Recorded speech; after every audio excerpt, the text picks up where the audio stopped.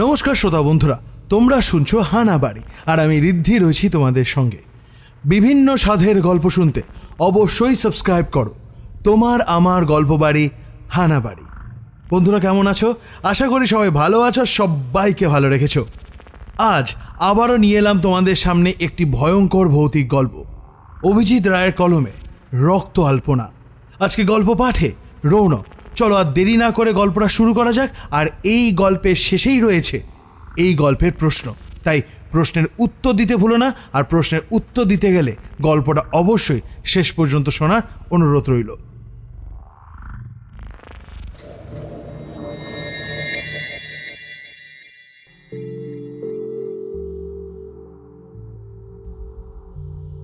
বহরু গ্রাম আর 5টা গাঁয়ের মতোই সবুজ শান্ত।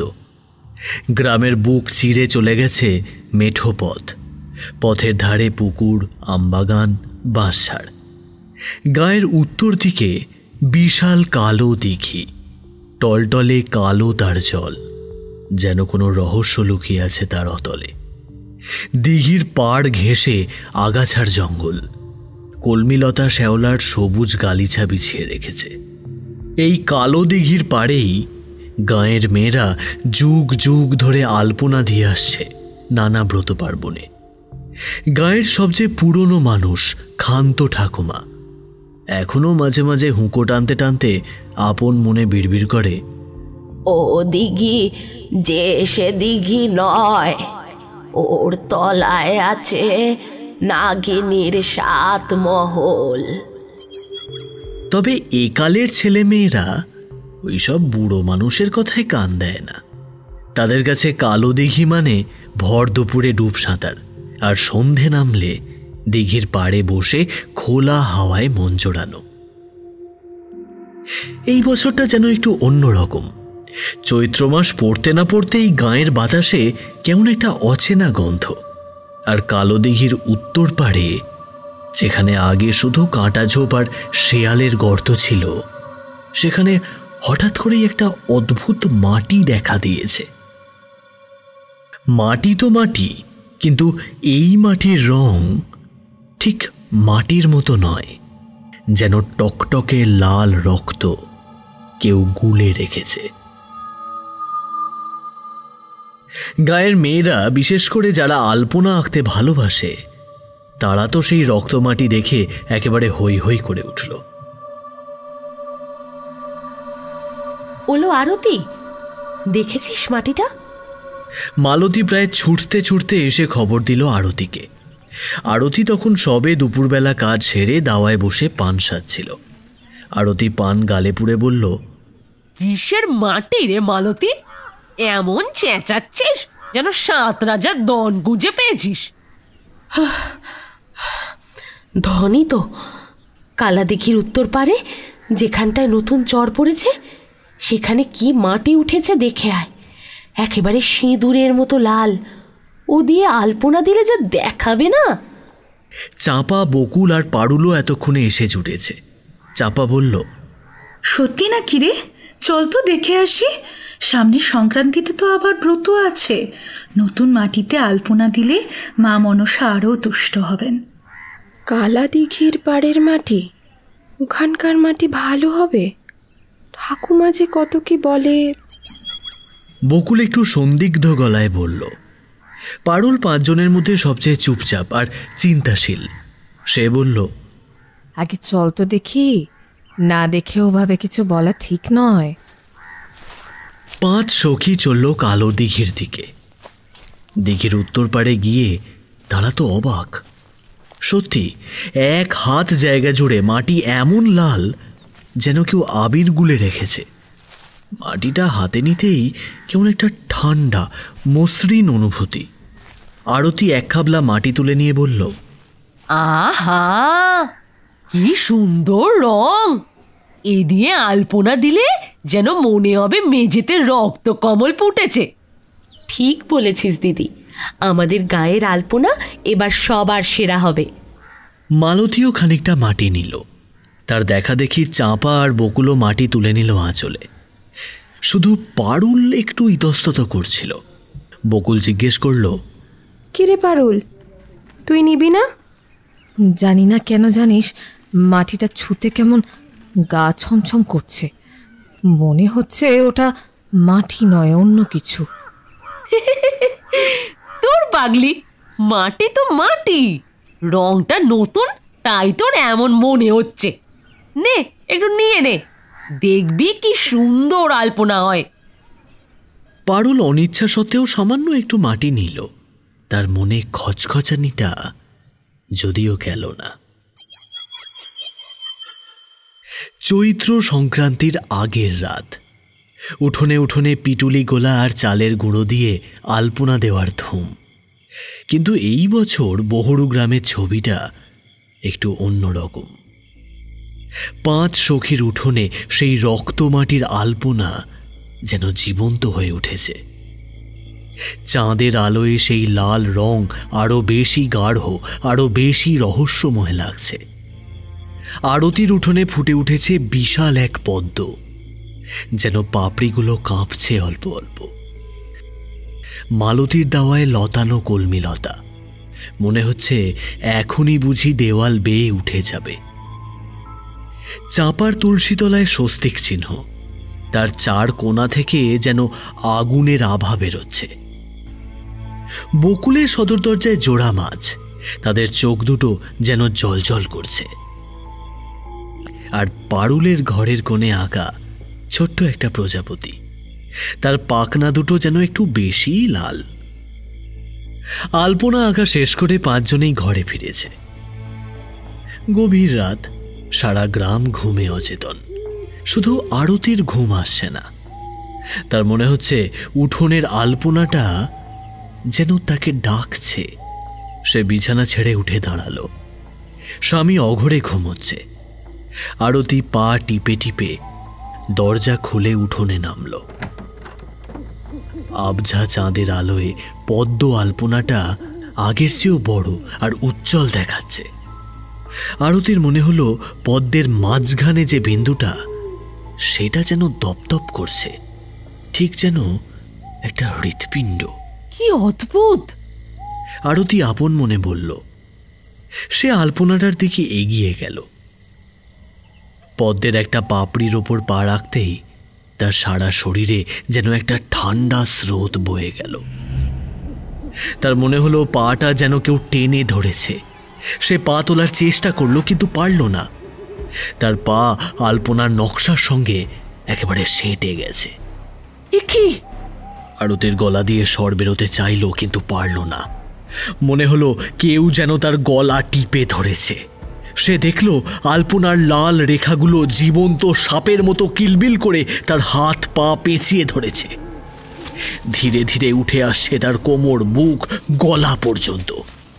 আলপনার মাটি থেকে বেরিয়ে আসা সরু সরু অদৃশ্য কাঁটার মতো কি যেন তার চামড়া ভেদ করে শরীরে ঢুকে যাচ্ছে।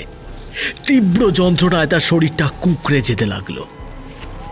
আরতি হাত পা ছুঁড়তে লাগলো, কিন্তু সেই অদৃশ্য বাঁধন থেকে নিজেকে মুক্ত করতে পারল না। তার মনে হলো তার শরীরের সব রক্ত, সব শক্তি যেন ওই আলপনাটা শুষে নিচ্ছে। তার চোখ দুটো বিস্ফারিত, কিন্তু সে কিছুই দেখতে পাচ্ছে না, শুধু অনুভব করছে এক ভয়ঙ্কর শীতল স্পর্শ, যা তাকে ধীরে ধীরে মৃত্যুর দিকে টেনে নিয়ে যাচ্ছে। তার নিঃশ্বাস বন্ধ হয়ে এলো।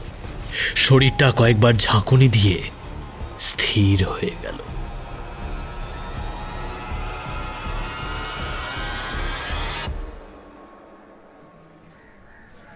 পরদিন সকালে আরতির স্বামী ঘুম থেকে উঠে দেখে আরতি বিছানায় নেই। সে আরতি, আরতি বলে ডাকতে ডাকতে এসে উঠোনে পা দিয়েই পাথর হয়ে গেল। উঠোনের সেই রক্তলাল পদ্ম আলপনার ঠিক মাঝখানে আরতির নিষ্প্রাণ দেহটা পড়ে আছে। তার চোখ দুটো খোলা, কোটর থেকে যেন ঠেলে বেরিয়ে আসছে। মুখে লেগে আছে চরম আতঙ্ক আর যন্ত্রণার ছাপ। সারা শরীর ফ্যাকাশে, শুকনো, যেন কোথাও এক ফোঁটাও রক্ত নেই। আর সবচেয়ে ভয়ঙ্কর ব্যাপার হলো তার চামড়ার ওপর দিয়ে সেই লাল আলপনার নকশাগুলো এমনভাবে ছড়িয়ে গেছে যেন কেউ গরম লোহা দিয়ে তার সারা গায়ে নকশা এঁকে দিয়েছে।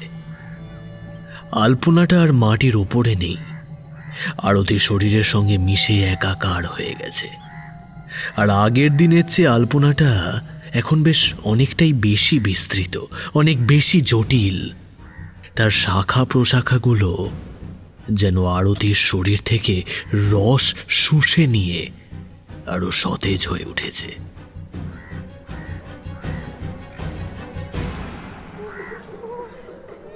গাঁয়ের লোক ছুটে এলো, কান্নার রোল পড়ে গেল। ক্ষান্ত ঠাকুমা দূর থেকে একবার দেখেই কপালে করাঘাত করে বললেন, বলেছিলাম না এ কাল দিঘির অভিশাপ, রক্ত মাটি নয়, ও যে নাগিনীর বুকের রক্ত। সর্বনাশ হয়ে গেল গো, এ গাঁর বাঁচবে না, বাঁচবে না। গাঁয়ের মোড়ল হন্তদন্ত হয়ে ছুটে এলেন। কি কাণ্ড! এমন মরণ তো জন্মেও দেখিনি, পুলিশে খবর দিতে হবে। মালতী, চাঁপা, বকুল আর পারুল খবর পেয়ে ছুটে এসেছে। আরতির এমন দশা দেখে তারা ভয়ে আতঙ্কে কাঠ হয়ে গেল। তাদের নিজেদের উঠোনেও যে ফুটে আছে সেই ভয়ঙ্কর রক্ত আলপনা। মালতী ফিসফিস করে চাঁপার কানে বলল, আমাদেরও কি? চুপ কর, অলক্ষণে কথা বলিস না। চাঁপা তার মুখ চেপে ধরল, কিন্তু তার নিজের গলাও ভয়ে শুকিয়ে কাঠ। বকুল আর পারুল একে অপরের দিকে তাকালো, তাদের চোখে মুখে তীব্র আতঙ্ক।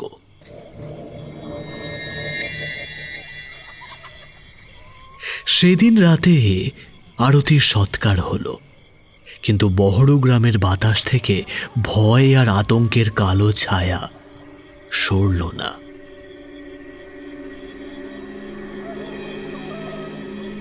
গভীর রাতে যখন সারা গ্রাম নিস্তব্ধ, তখন পারুল তার ঘরের কোণে আঁকা ছোট্ট লাল প্রজাপতিটার দিকে তাকিয়েছিল।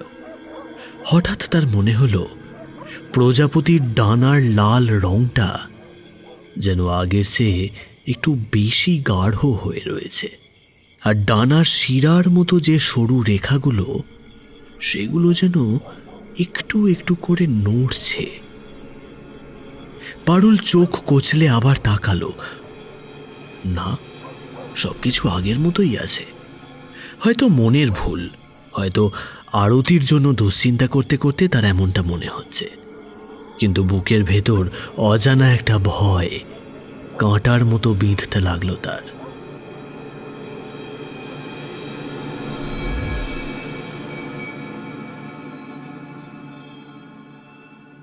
আরতির এই নিদারুণ অপমৃত্যুর পর থেকে বহরু গ্রামের বুক যেন এক অজানা ভয়ে শুকিয়ে কাঠ। দিনের আলোতেও চারিদিক কেমন যেন থমথমে, গা ছমছমে। যে 5 সখীর আঙিনায় সেই রক্তমাটির আলপনা ফুটেছিল, তাদের বাড়ির চৌকাঠেও লোকজন আজকাল এড়িয়ে চলে। মালতী, চাঁপা, বকুল আর পারুল, এই 4 জনের বুকের ভেতর যেন দিন রাত দামামা বাজছে। রাত হলেই চোখের সামনে ভেসে ওঠে আরতির সেই ভয়ঙ্কর মৃতদেহ, তার সারা শরীর জুড়ে কিলবিল করা জীবন্ত আলপনা। মালতীর অবস্থা এদের মধ্যে সব থেকে সঙ্গীন। আরতি ছিল তার প্রাণের সই। সইয়ের ওই দশা দেখে সে খাওয়া দাওয়া প্রায় ছেড়েই দিয়েছে। রাতে ঘুমোতে গেলেই আরতির বিকৃত মুখটা স্বপ্নে দেখে ভয়ে আঁতকে ওঠে। তার বর নিতাই কত বোঝায়, ওসব কিছু না, মনের ভুল। দিন রাত যা ভাবছিস তাই স্বপ্নে দেখছিস। কাল সকালে মোড়লকে ডেকে ওই আলপনা খুঁড়ে ফেলে দেবো, দেখবি সব ঠিক হয়ে যাবে। কিন্তু মালতীর মন কি আর প্রবোধ মানে? দাওয়ায় আঁকা সেই লতানো কলমির আলপনাটা যেন সারাক্ষণ তার দিকেই তাকিয়ে আছে, ফিসফিস করে কি সব বলছে। শোনো না গো, আমার না বড্ড ভয় লাগছে। ও মা গো, মনে হচ্ছে ওই দাওয়ায় ওই আলপনাটা যেন নড়ছে, জ্যান্ত সাপের মতো কিলবিল করছে। ও গো, তুমি একবারটি উঠে দেখবে গো। হ্যাঁ ও গো। মাঝরাতে নিতাইকে ঠেলা মেরে জাগালো মালতী। তার গলা ভয়ে কাঁপছে। নিতাই ঘুমের ঘোরে বিরক্ত হয়ে বলল, আবার শুরু করলি? কতবার বলবো ওসব তোদের চোখের ভুল, মনের ভুল। দিনভর যা দেখেছিস, যা শুনেছিস, তাই নিয়ে এখন ভূতের স্বপ্ন দেখছিস। চোখ বুঝে রাম নাম কর, দিকি ঘুমিয়ে পড়। সে পাশ ফিরে শুলো। মালতী আর কোনো কথা বলল না, কিন্তু তার দু চোখের পাতা এক হলো না। বুকের ভেতরটা ধড়াস ধড়াস করছে। সে কান খাড়া করে রইল। দাওয়ায় খসখস সরসর একটা শব্দ হচ্ছে না? যেন কেউ শুকনো পাতা মারিয়ে খুব সন্তর্পণে হেঁটে বেড়াচ্ছে। ইঁদুর নাকি? না, ইঁদুর হলে তো কিচকিচ আওয়াজ হতো। এ যে শুধু একটানা সরসরানি। মালতীর সারা শরীরে ভয় কাঁটা দিয়ে উঠল। পূব আকাশ ফর্সা হওয়ার তখনও ঢের দেরি। নিতাইয়ের ঘুমটা হঠাৎ ভেঙে গেল একটা চাপা যন্ত্রণাকাতর গোঙানির শব্দে। যেন কেউ তার গলা টিপে ধরেছে, আর সে প্রাণপণে শ্বাস নেওয়ার চেষ্টা করছে। মালতী, মালতী, কি হয়েছে তোর? হ্যাঁ, কথা বলছিস না কেন? কোনো সাড়া নেই, শুধু সেই অস্ফুট কষ্টকর গোঙানিটা আরো বাড়ছে। নিতাই ধর্মড়িয়ে উঠে বসলো। তাড়াতাড়ি দেশলাই জেলে তেলের প্রদীপটা ধরানোর চেষ্টা করলো।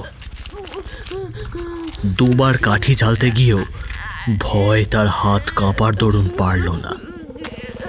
তৃতীয়বারে প্রদীপটা জ্বলে উঠতেই ঘরের আবছা আলোয় যা দেখল, তাতে তার বুকের রক্ত যেন এক মুহূর্তে গলে জল হয়ে গেল। মালতী বিছানায় নেই। মালতী, ও মালতী, কোথায় গেলি তুই? নিতাইয়ের গলা দিয়ে আতঙ্কে চিৎকার বেরিয়ে এলো। ঘরের দরজাটা সামান্য ভেজানো। সে এক লাফে বিছানা থেকে নেমে দরজাটা এক হ্যাঁচকায় খুলে দাওয়ায় এসে দাঁড়ালো। আর দাওয়ায় দৃশ্য দেখে তার মনে হলো তার শরীরে সব রক্ত যেন কেউ এক মুহূর্তে শুষে নিয়েছে।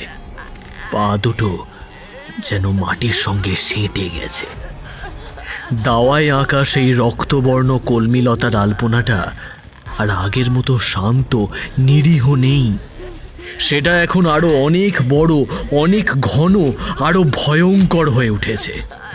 তার লতা পাতাগুলো জীবন্ত অজগরের মতো সারা দাওয়ায় এমনভাবে ছড়িয়ে পড়েছে যেন একটা রাক্ষসে মাকড়সার জাল বুনেছে।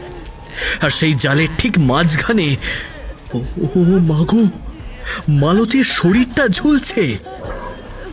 আলপনার মোটা শক্ত লতাগুলো মালতীর হাত, পা, গলা, বুক অজগরের মতো পেঁচিয়ে ধরে তাকে শূন্যে তুলে আষ্ঠে পৃষ্ঠে বেঁধে ফেলেছে। মালতীর চোখ দুটো যেন কোটর থেকে ঠেলে বেরিয়ে আসতে চাইছে, স্থির, বিস্ফারিত। মুখটা সামান্য হাঁ হয়ে আছে। সেখান থেকে গ্যাঁজলা আর রক্তের ফেনা গড়িয়ে পড়ছে। শরীরটা মাঝে মাঝে অসহ্য যন্ত্রণায় ধনুকের মতো বেঁকে উঠছে, আবার নেতিয়ে পড়ছে। মালতী! নিতাইয়ের গলা চিরে একটা আর্তনাদ বেরিয়ে এলো। সে পাগলের মতো মালতীর দিকে ছুটে যেতে চাইল, কিন্তু দাওয়ায় পা দেওয়ার আগেই আলপনার একটা অদৃশ্য শিকড় যেন তার পা জড়িয়ে ধরল। সে হুমড়ি খেয়ে পড়ল দাওয়ার ওপর। আলপনার লতাগুলো আরো হিংস্রভাবে, আরো শক্ত করে মালতীকে পেঁচিয়ে ধরেছে। মালতীর শরীর থেকে চাপা একটা ঘড়ঘড় শব্দ বেরিয়ে আসছে। নিতাই দেখল লতাগুলোর গায়ে ফুটে উঠেছে অসংখ্য সূক্ষ্ম ধারালো কাঁটা। সেই কাঁটাগুলো ধীরে ধীরে মালতীর চামড়া ভেদ করে শরীরের ভিতর সেধিয়ে যাচ্ছে। ফিনকি দিয়ে রক্ত ছুটছে সেই ক্ষতগুলো থেকে, কিন্তু সেই রক্ত মাটিতে পড়ছে না। লতাগুলো যেন শুষে দিচ্ছে সেই রক্ত। মালতীর ফর্সা শরীরটা দেখতে দেখতে ফ্যাকাশে নীল হয়ে যেতে লাগলো। পরপর কয়েকটা হাড় ভাঙার শব্দ হলো। নিতাই ভয়ে দু হাতে চোখ ঢাকল। সে বুঝতে পারছে ওগুলো মালতীর পাঁজরের হাড়, হাতের হাড় ভাঙার শব্দ। আলপনার বাঁধন এত জোরে চেপে বসেছে যে মালতীর শরীরের ভেতরের হাড়গুলো মটমট করে ভেঙে গুঁড়িয়ে যাচ্ছে। মালতীর শরীর থেকে একটা তীব্র বুক ফাটা আর্তনাদ বেরিয়ে আসতে গিয়েও গলার কাছে আটকে গেল। শুধু একটা বিকৃত গোক শব্দ বেরিয়ে এলো।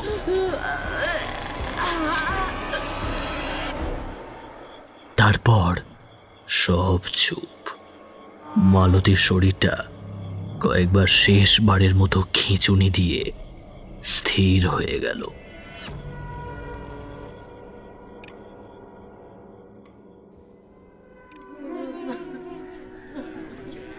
যখন ভোরের আলো ফুটতে শুরু করেছে আর গ্রামে দু একজন লোক নিতাইয়ের আর্তনাদ শুনে ছুটে এসেছে, তখন তারা দেখল এক বীভৎস দৃশ্য। মালতীর প্রাণহীন শরীরটা সেই ভয়ঙ্কর আলপনার জালে তখনও ঝুলছে। তার মুখটা ভয়ে, যন্ত্রণায় এমন বিকৃত হয়ে গেছে যে চেনা দায়। চোখ দুটো খোলা, কিন্তু তাতে কোনো তাড়া নেই, যেন দুটো পাথর বসানো। ঠোঁটের কষ বেয়ে শুকিয়ে যাওয়া রক্তের ধারা। শরীরটা শুকিয়ে আমসি হয়ে গেছে। চামড়ার নিচে হাড়গুলো ফুটে উঠেছে। আর আলপনার লতাগুলো যেগুলো মালতীকে পেঁচিয়ে ধরেছিল, সেগুলো যেন আরো সতেজ, আরো রক্তবর্ণ, আরো মোটাসোটা হয়ে উঠেছে। তাদের ডগা থেকে তখনও টপ টপ করে ঝরে পড়ছে আঠালো, ঘন লাল এক ধরনের রস, যা দেখতে অবিকল তাজা রক্তের মতো। আর সবচেয়ে আতঙ্কের বিষয় হলো মালতীর শরীর থেকেও যেন নতুন করে আলপনা শাখা প্রশাখা গজাতে শুরু করেছে। তার নাক, কান, মুখ দিয়ে এমনকি চোখের কোটর থেকেও বেরিয়ে আসছে সরু সরু লাল লতা। সেগুলো কিলবিল করে ছড়িয়ে পড়েছে দাওয়ার দেওয়ালে, ছাদে। মনে হচ্ছে মালতী নিজেই এই ভয়ঙ্কর আলপনার একটা অংশ হয়ে ধীরে ধীরে রূপান্তরিত হচ্ছে।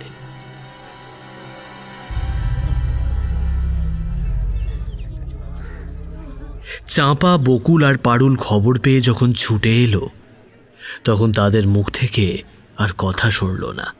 মালতীর এই পরিণতি দেখে চাঁপা চিৎকার করে সেখানেই জ্ঞান হারালো। মাগো! বকুল আর পারুল কোনো মতে তাকে ধরে ফেলল, কিন্তু তাদের নিজেদের পাও টলছে ততক্ষণে। ক্ষান্ত ঠাকুমা ভিড়ের মধ্যে থেকে লাঠি ঠুকঠুক করতে করতে এগিয়ে এলেন। তার ঘোলাটে চোখ দিয়ে টপ টপ করে জল পড়ছে।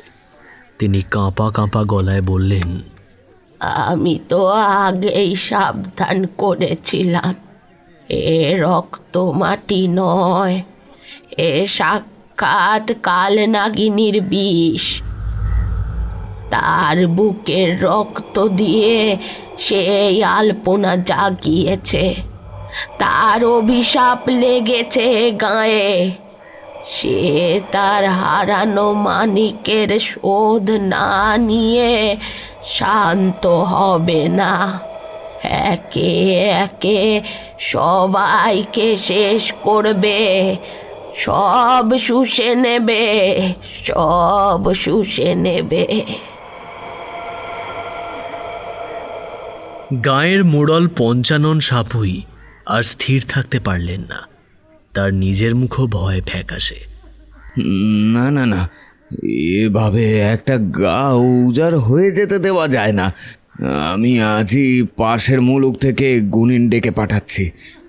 ভৈরবাচার্য খুব নাম ডাক্তার, এর একটা বিহিত তাকে করতেই হবে। পারুল ফিসফিস করে বকুলের কাঁধে মাথা রেখে বলল, গুণিনে কি কিছু হবে দিদি? আমার বুকটা যে বড়ই আনচান করছে গো। বকুল কোনো উত্তর দিল না। তার দৃষ্টি তখন নিজের বাড়ির উঠোনে আঁকা সেই জোড়া মাছের আলপনাটার দিকে। তার স্পষ্ট মনে হচ্ছে মাছ দুটো যেন আগের চেয়ে একটু বড় হয়েছে। আর তাদের চোখ দুটো যেন আরো বেশি উজ্জ্বল, আরো বেশি জীবন্ত, যেন এখনই গা ঝাড়া দিয়ে লাফিয়ে উঠবে।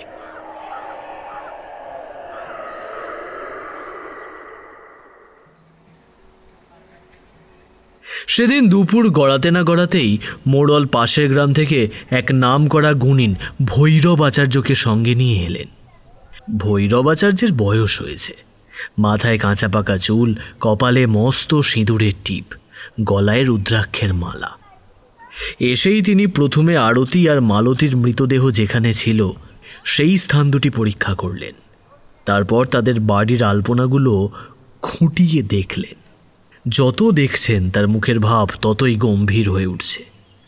এ কোনো সাধারণ ভূত বা প্রেত বা ডাকিনীর কাজ নয় মোড়ল মশাই, এ বড় ভয়ঙ্কর, বড় প্রাচীন কোনো অশুভ শক্তির খেলা। এ মাটির সঙ্গে কোনো অতৃপ্ত আত্মা বা অভিশপ্ত সত্তা জড়িয়ে আছে।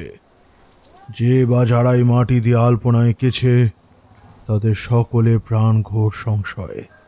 চাঁপা, বকুল আর পারুল ভয় কাঁপতে কাঁপতে এগিয়ে এলো। চাঁপা প্রায় কেঁদে ফেলে বলল, বাবা ঠাকুর, দোহাই আপনার, আমাদের বাঁচান। আমরা যে না জেনে ওই পাপ মাটি দিয়ে আলপনা এঁকে ফেলেছি বাবা ঠাকুর। ভৈরব আচার্য তাদের তিনজনের দিকে তীক্ষ্ণ দৃষ্টিতে তাকালেন। তোমাদের আলপনাগুলো কোথায়? আমায় দেখাও। তারা তিনজন গুণিনকে নিয়ে নিজেদের বাড়ির উঠোনে গেল। ভৈরবাচার্য চাঁপার তুলসীতলার স্বস্তিক, বকুলের দরজার জোড়া মাছ আর পারুলের ঘরের কোণে আঁকা প্রজাপতিটা মনোযোগ দিয়ে দেখলেন। দেখতে দেখতে তার কপালে চিন্তার ভাঁজ আরো গভীর হলো। তিনি একটা দীর্ঘশ্বাস ফেলে বললেন, এই আলপনাগুলো এখনো পুরোপুরিভাবে জেগে ওঠেনি, এদের শক্তি এখনো সম্পূর্ণ প্রকাশ পায়নি, কিন্তু এদের মধ্যে সেই অশুভ বীজ ধীরে ধীরে অঙ্কুরিত হচ্ছে। আজ অমাবস্যার রাত, আজ এই রাতেই সেই শক্তি তার পূর্ণ ক্ষমতা নিয়ে ঝাঁপিয়ে পড়বে। তিনজনের মুখেই যেন এক মুহূর্তের সমস্ত রক্ত শুকিয়ে গেল। পারুল প্রায় পড়েই যাচ্ছিল, বকুল তাকে ধরে ফেলল। ভৈরবাচার্য বললেন, আমি একা মানুষ, তিন জায়গায় একসঙ্গে থাকা সম্ভব নয়। তোমাদের মধ্যে একজনের বাড়িতে আমি আজ রাতে থাকব, আর সেইখানেই বসেই আমি ক্রিয়াকর্ম করব। বাকি দুজনের বাড়িতে আমি শক্তিশালী রক্ষা কবচ আর গণ্ডি দিয়ে রাখব। মনে রাখবি, সেই গণ্ডির বাইরে এক পাও যাবি না, যাই ঘটুক না কেন। আর এই মন্ত্রপুত তাবিজ আমি দিচ্ছি, এটা সব সময় নিজের কাছেই রাখবি। তিনি পারুলের দিকে তাকিয়ে বললেন, তোর ঘরে আলপনাটা সবচেয়ে অদ্ভুত। প্রজাপতির রূপ ধরেছে, কিন্তু তার মধ্যে অন্য কিছুর আভাস পাচ্ছি আমি। আজ রাতে আমি তোর বাড়িতেই থাকব। তোর সাহস আছে? পারবি তো আমার সঙ্গে থাকতে? আমি আমি পারবো বাবা ঠাকুর, আমি পারবো। পারুল ভয়ে ভয়ে মাথা নাড়ল। ভৈরব আচার্য তখন চাঁপা আর বকুলের বাড়ির উঠোনে গিয়ে মন্ত্র পড়ে গণ্ডি কেটে দিলেন। তাদের হাতে তাবিজ আর কিছু ভস্য দিয়ে বললেন, এই ভস্য ঘরে চার কোণে ছড়িয়ে দিবি, আর যাই হয়ে যাক সকাল না হওয়া পর্যন্ত ঘরের বাইরে বেরোবি না, গণ্ডি পেরোবি না।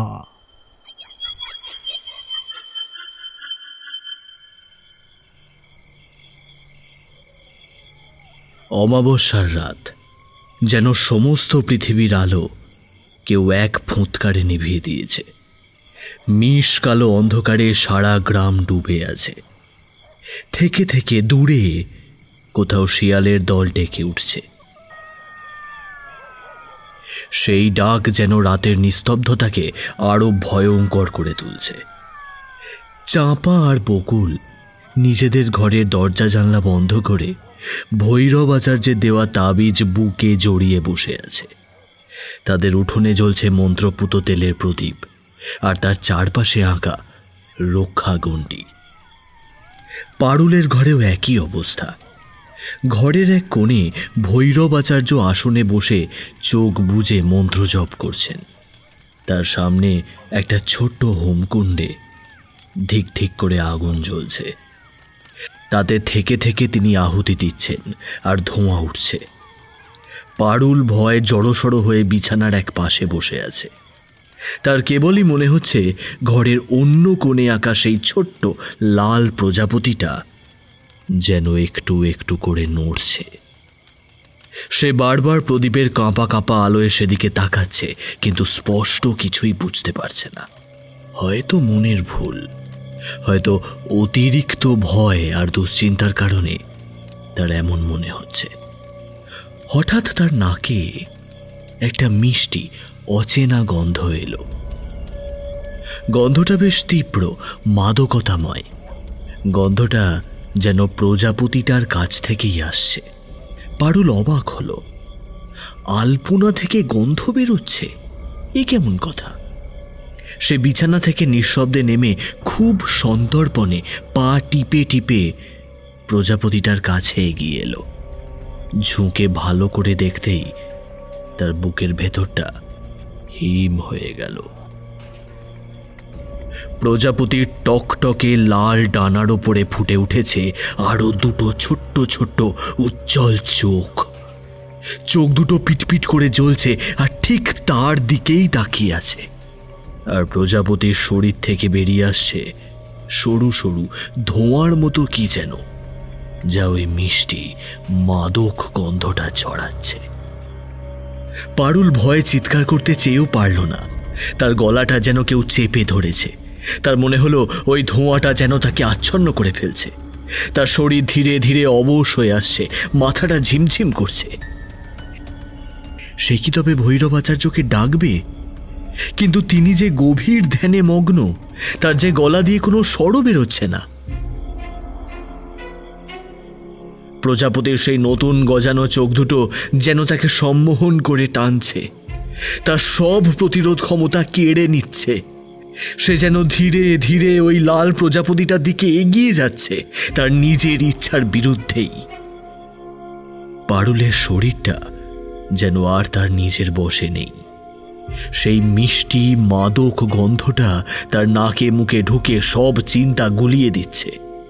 ঘরের কোণে সেই ছোট্ট লাল প্রজাপতি আলপনাটা আর ছোট্ট নেই, সেটা ধীরে ধীরে বড় হচ্ছে।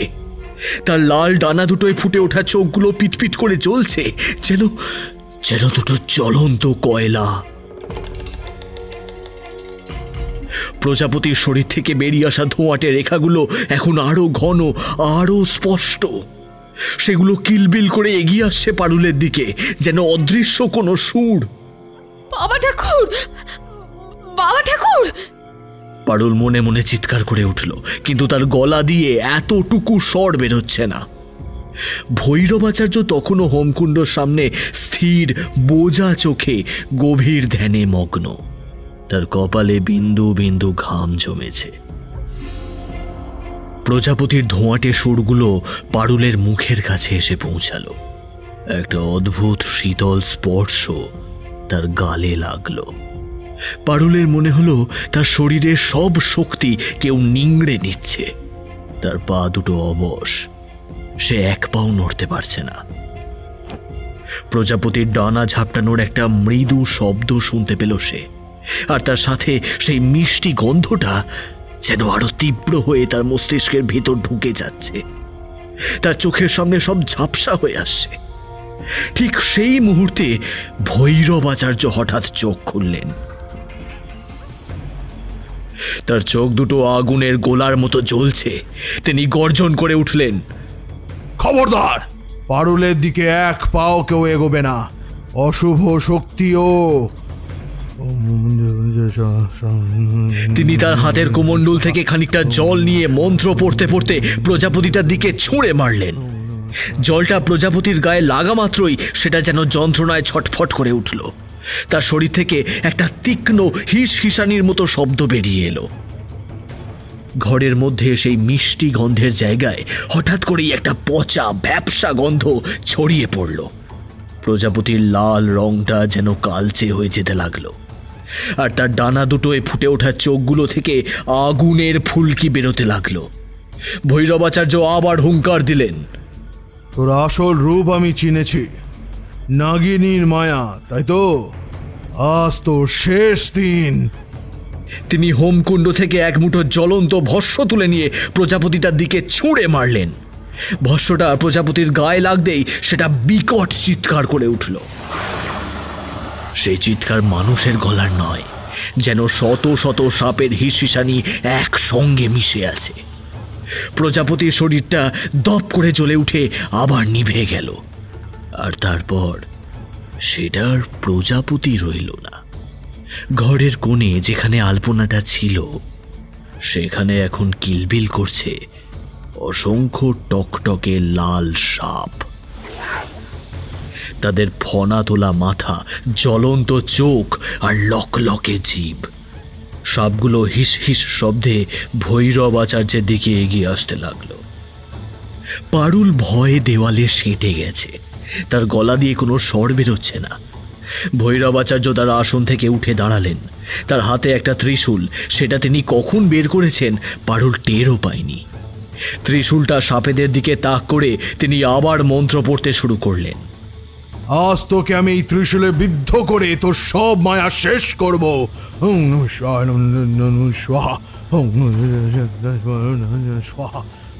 ঠিক সেই সময় বহরু গ্রামের অন্য প্রান্তে চাঁপার বাড়িতেও নেমে এসেছে ভয়ঙ্কর বিপদ। চাঁপা ভৈরবাচার্যের দেওয়া তাবিজ বুকে জড়িয়ে ঘরের দরজা বন্ধ করে বসেছিল। তার স্বামী উঠোনে রাখা প্রদীপের দিকে তাকিয়েছিল, আর তার চারপাশে ছিল ভৈরবাচার্যের কেটে দেওয়া রক্ষাগণ্ডি। প্রথম কিছুক্ষণ সব শান্তই ছিল, কিন্তু মাঝরাত গড়াতেই তুলসীতলায় আঁকা সেই স্বস্তিক আলপনাটা থেকে একটা অদ্ভুত শব্দ বেরোতে শুরু করল, যেন কেউ ভারী পাথর টানছে। চাপার স্বামী নবীন ভয়ে ভয়ে জিজ্ঞেস করল, কিসের শব্দ ওটা? জানি না তো, মনে হচ্ছে যেন তুলসীতলা থেকে আসছে। চাপা কাঁপা কাঁপা গলায় বলল। নবীন সাহস করে দরজার ফাঁক দিয়ে উঁকি মারল, আর যা দেখল তাতে তার বুকের রক্ত জল হয়ে গেল। তুলসীতলার স্বস্তিক চিহ্নটা আর আগের মতো নেই। সেটা ঘুরছে, বন বন করে ঘুরছে, যেন যেন একটা লাট্টু। আর ঘোড়ার সাথে সাথে তার চারপাশের মাটি কাঁপছে, তুলসী গাছটা থরথর করে কাঁপছে। চাপা চাপা, সর্বনাশ হয়ে গেছে। স্বস্তিকটা ঘুরছে। নবীন চিৎকার করে উঠল। তা শুনে চাপা ভয়ে কাঁদতে শুরু করলো। এখন কি হবে গো? স্বস্তিক চিহ্নটা এখন আরো জোরে ঘুরতে লাগলো। তার ঘোড়ার গতি এত বাড়ছে যে সেটা আর স্পষ্ট দেখা যাচ্ছে না, শুধু একটা লাল রঙের গোল চাকতির মতো লাগছে। আর তার থেকে বেরিয়ে আসছে একটা তীব্র শোঁ শোঁ শব্দ, যেন ঝড় উঠেছে। হঠাৎ স্বস্তিকের চারটে বাহু, যেগুলো এতক্ষণ গোল হয়ে ঘুরছিল, সেগুলো ছিটকে বেরিয়ে এলো, ঠিক যেন চারটে ধারালো কাস্তে। সেই কাস্তেগুলো শূন্যে ভাসতে ভাসতে এগিয়ে এলো ঘরের দরজার দিকে। পালাও পালাও চাপা, পালাও! নবীন স্ত্রীকে ঠেলে ঘরের পিছনের জানলার দিকে নিয়ে যেতে চাইল, কিন্তু বড্ড দেরি হয়ে গেছে। একটা লাল কাস্তে ঘরের বেড়ার চাল ফুটো করে সপাত করে নেমে এলো নবীনের কাঁধের ওপর। ফিনকি দিয়ে রক্ত ছুটল। নবীন আর্তনাদ করে মাটিতে লুটিয়ে পড়ল।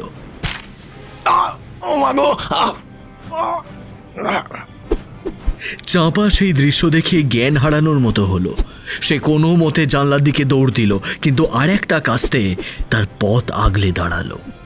কাস্তেটা তার মুখের সামনে বন বন করে ঘুরছে, আর তার ধারালো ফলা চিকচিক করছে। চাঁপা দুহাতে মুখ ঢেকে চিৎকার করে উঠল,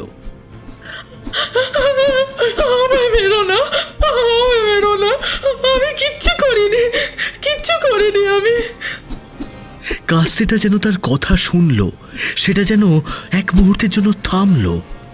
তারপর খুব ধীরে ধীরে সেটা চাঁপার মুখের দিকে এগিয়ে এলো।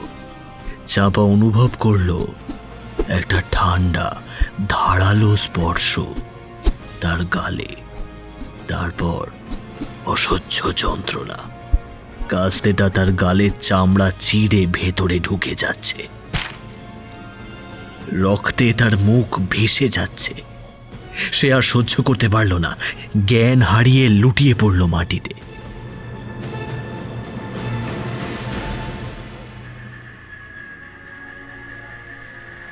যখন ভোরের আলো ফুটতে শুরু করল, তখন গ্রামের লোক ভয়ে ভয়ে চাঁপার বাড়ির দিকে এগিয়ে গেল। দরজা ভেতর থেকে বন্ধ। অনেক ডাকাডাকির পর সাড়া না পেয়ে তারা দরজা ভেঙে ভেতরে ঢুকল। ঘরের ভেতরটা লণ্ডভণ্ড। নবীনের রক্তাক্ত দেহটা উঠোনের এক পাশে পড়ে আছে। তার কাঁধ থেকে তখনও রক্ত গড়াচ্ছে। আর ঘরের ভেতরে তুলসীতলার কাছে চাঁপার নিথর দেহ। তার সারা মুখে, গলায়, বুকে অজস্র গভীর ক্ষত, যেন কেউ ধারালো অস্ত্র দিয়ে কুপিয়েছে। তার চোখ দুটো খোলা, কিন্তু তাতে কোনো প্রাণ নেই। আর সবচেয়ে ভয়ঙ্কর ব্যাপার হলো, তুলসীতলার সেই স্বস্তিক আলপনাটা এখন আর নেই। তার জায়গায় পড়ে আছে শুধু খানিকটা ছড়ানো ছেটানো লাল মাটি, আর তার ওপর চাপ চাপ তাজা রক্ত। যেন আলপনাটাই রক্ত মাংসের রূপ ধরে এই হত্যাকাণ্ড ঘটিয়েছে, তারপর আবার মাটিতে মিশে গেছে।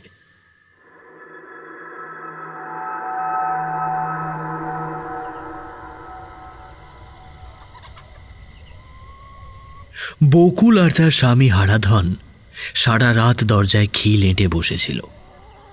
ভৈরবাচার্যের দেওয়া গণ্ডি আর তাবিজ তাদের ভরসা। বাইরে থেকে মাঝে মাঝে খসখস শব্দ, চাপা দীর্ঘশ্বাস আর কান্নার আওয়াজ ভেসে আসছিল, কিন্তু তারা গণ্ডির বাইরে বেরোয়নি। সকাল হতেই তারা যখন ভয় ভয় দরজা খুলল, তখন দেখল তাদের উঠোনে আঁকা জোড়া মাছের আলপনাটা কেমন যেন ফ্যাকাশে হয়ে গেছে। মাছ দুটো শরীর থেকে লাল রংটা প্রায় মুছে গেছে, শুধু চোখ দুটো তখনও ঝলঝল করছে। আর উঠোনের এক কোণে গণ্ডির ঠিক বাইরে পড়ে আছে কয়েকটা শুকনো লালচে আঁশ, যেগুলো দেখতে অবিকল মাছের আঁশের মতো। হারাধন আঁশগুলো হাতে তুলে নিয়ে বলল, এগুলো কিসের আঁশ? এত বড় মাছ তো আমাদের পুকুরে নেই। বকুল ভয় কাঁপতে কাঁপতে বলল, ওগুলো মাছের আঁশ নয় গো, ওগুলো ওই আলপনার আঁশ। কাল রাতে ওটা নিশ্চয়ই গণ্ডি পেরোনোর চেষ্টা করেছিল।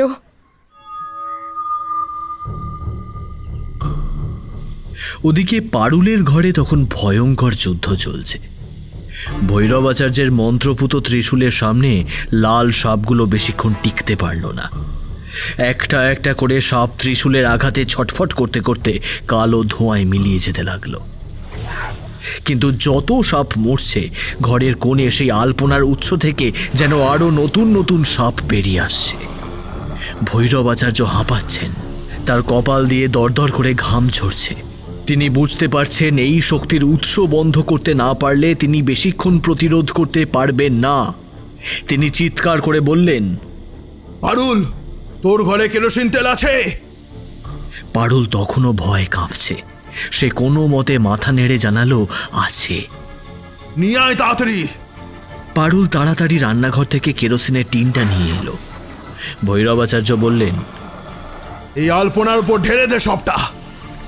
পারুল কাঁপা কাঁপা হাতে কেরোসিনের টিনটা কাট করে সেই কিলবিল করা সাপের স্তূপ আর আলপনার উৎসের ওপর ঢেলে দিল। সঙ্গে সঙ্গে ঘরটা কেরোসিনের তীব্র গন্ধে ভরে গেল। ভৈরবাচার্য তার হোমকুণ্ড থেকে একটা জ্বলন্ত কাঠ তুলে নিয়ে পারুলের দিকে এগিয়ে দিলেন। আগুন লাগিয়ে দে। পারুল ভয় পিছিয়ে গেল। আমি পারবো না বাবা ঠাকুর, আমার বড্ড ভয় করছে। ভয় করলে চলবে না মা। ভৈরবাচার্যর গলায় আকুতি। এটাই শেষ সুযোগ, না হলে আজ আমরা কেউ বাঁচবো না, কেউ না। লাগা আগুন। পারুল চোখ বন্ধ করে ঈশ্বরের নাম স্মরণ করে জ্বলন্ত কাঠটা ছুঁড়ে মারল কেরোসিনে ভেজা সেই ভয়ঙ্কর আলপনার উপর। দাউ দাউ করে আগুন জ্বলে উঠল। আগুনের লেলিহান শিখা ঘরের চাল পর্যন্ত পৌঁছে গেল। লাল সাপগুলো আগুনের তাপে ছটফট করতে করতে পুড়ে কালো হয়ে যেতে লাগলো। একটা বিকট সম্মিলিত আর্তনাদ ঘর কাঁপিয়ে বেরিয়ে এলো। সে আর্তনাদ যন্ত্রণার, ক্রোধের আর পরাজয়ের। ঘরের মধ্যে ধোঁয়ায় আর পোড়া গন্ধে নিঃশ্বাস নেওয়া দেয়।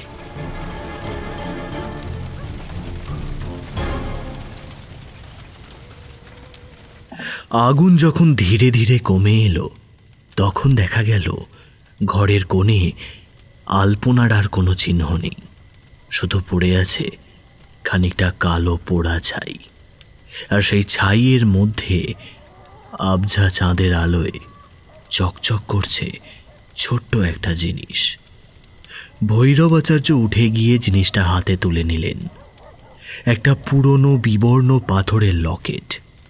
লকেটের মাঝখানে খোদাই করা একটা সাপের মূর্তি। পারুল অবাক হয়ে জিজ্ঞেস করল, এটা কি বাবা ঠাকুর? ভৈরবাচার্য লকেটটার দিকে তাকিয়ে গম্ভীর গলায় বললেন, এটাই হয়তো সেই নাগিনীর হারানো মানিক, যার জন্য এতগুলো প্রাণ গেল। কিন্তু আমার মন বলছে গল্প এখনো শেষ হয়নি। এই লকেটটা সাধারণ নয়, এর মধ্যে অন্য কোনো রহস্য লুকিয়ে আছে। তিনি লকেটটা পারুলের হাতে দিয়ে বললেন, এটা খুব সাবধানে রাখ, আর কাল সকালেই আমরা কালো দিঘির দিকে যাব, আর আসল রহস্য সেখানেই উন্মোচন করতে হবে।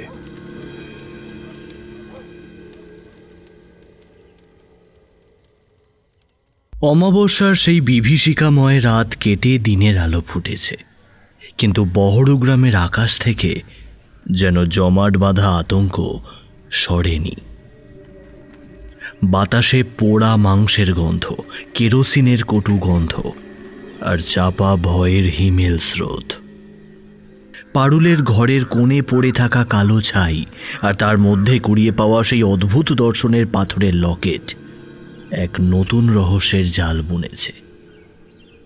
চাঁপার বাড়ির সেই নারকীয় দৃশ্য আর তাদের ছিন্ন ভিন্ন মৃতদেহ গ্রামের মানুষের বুকের ভেতরটা কাঁপিয়ে দিয়েছে। আর বকুলের উঠোনে পাওয়া সেই মাছের আঁশের মতো লালচে বস্তুগুলো এক অজানা ভয়ঙ্কর ভবিষ্যতের দিকেই যেন আঙুল তুলছে। ভৈরবাচার্য সারা রাত হোম আর মন্ত্রপাঠের পর ক্লান্ত, কিন্তু তার চোখের দৃষ্টি ইস্পাতের মতো কঠিন। তিনি পারুলকে বললেন, মা পারুল, আর এক মুহূর্ত দেরি করলে চলবে না। ওই কালো দিঘির গভীরে যে রহস্য লুকিয়ে আছে তার কিনারা আমাদেরই করতে হবে। এই লকেটটা সাধারণ কোনো পাথর নয়, এর সঙ্গে ওই অশুভ নাগিনীর আত্মা ও তার অভিশাপে গভীর যোগসূত্র আছে। চল, আমরা একবার দিঘির পাড় থেকে ঘুরে আসি।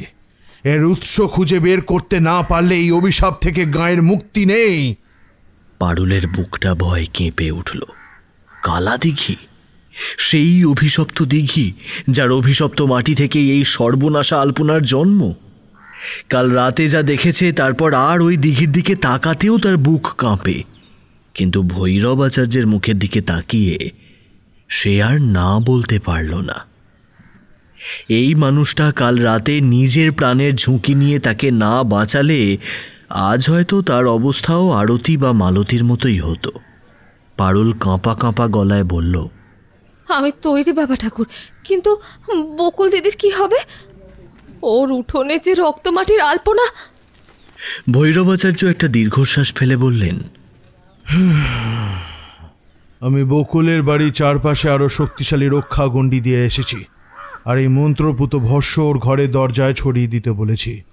আপাতত ওইটুকুনি ভরসা।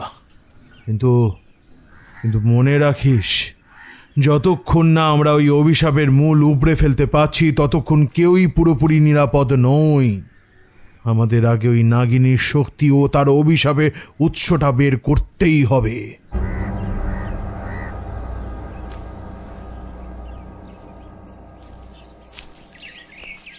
ভৈরবাচার্য আর পারুল যখন কালাদিঘির দিকে রওনা দিল তখন গ্রামের আর একটিও মানুষ তাদের সঙ্গে যাওয়ার সাহস করে উঠতে পারল না। মোড়ল পঞ্চানন সাপুই দূর থেকে কপালে হাত ঠেকিয়ে শুধু বললেন, সাবধানে যাবেন বাবা ঠাকুর, মা মনসার দোহাই, আপনারা যেন জয়ী হয়ে ফেরেন। কালাদিঘির পাড়ে এসে তারা দাঁড়ালো। দিনের আলোতেও জায়গাটা কেমন যেন অন্ধকার, থমথমে। বাতাসে একটা স্যাঁতস্যাঁতে পচা আষ্টে গন্ধ। সেই রক্তমাটির স্তূপটা আগের মতোই রয়েছে, তবে তার লাল রংটা যেন আরো বেশি গাঢ়, আরো বেশি জীবন্ত, যেন এক্ষুনি টকবক করে ফুটবে। ভৈরবাচার্য পারুলের হাত থেকে সেই পাথরের লকেটটা নিলেন। তিনি চোখ বুজে বিড়বিড় করে মন্ত্র পড়তে শুরু করলেন। লকেটটা তার হাতের তালুতে অল্প অল্প কাঁপতে লাগলো। তারপর খুব ধীরে ধীরে লকেটের মাঝখানে খোদাই করা সেই সাপের মূর্তির চোখ দুটো যেন জ্বলে উঠল, ঠিক যেন দুটো লাল টকটকে আগুনের বিন্দু। ভৈরবাচার্য উত্তেজিত গলায় বললেন, এই দেখ পারুল, এই লকেটটা সাধারণ নয়। এটা ওই নাগিনীর কোনো প্রিয় বস্তু অথবা তার শরীরের কোনো অংশ, যার মধ্যে এই অভিশপ্ত আত্মা আর শক্তি আবদ্ধ হয়ে আছে। দেখ দেখ, এটা কোন দিকে ইঙ্গিত করছে। লকেটটা তখন ভৈরবাচার্যের হাত থেকে যেন নিজে নিজেই একটু ঘুরে কালো দিঘির কালো থকথকে জলের দিকে মুখ করে স্থির হলো। দিঘির জল, পারুল ফিস ফিস করে বলল, তবে কি ওর মূল আস্তানা, ওর সব অভিশাপের উৎস ওই জলের নিচে লুকিয়ে আছে? হতে পারে, কিন্তু এই দিঘির জল এত কালো আর এত গভীর যে নিচে কি আছে তা ওপর থেকে বোঝা দুষ্কর। তিনি লকেটটা হাতে নিয়ে খুব সাবধানে দিঘির জলের দিকে এগোলেন। যেই না লকেটটা জলের কাছাকাছি এনেছেন, অমনি দিঘির জল থেকে একটা তীব্র ক্রুদ্ধ হিস হিসে শব্দ ভেসে এলো,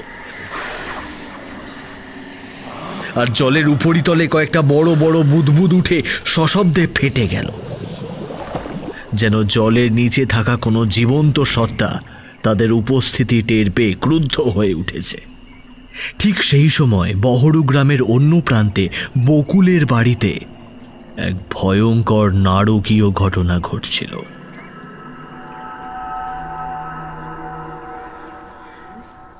সকাল থেকে বকুল আর তার স্বামী ঘরের দরজা বন্ধ করে বসেছিল।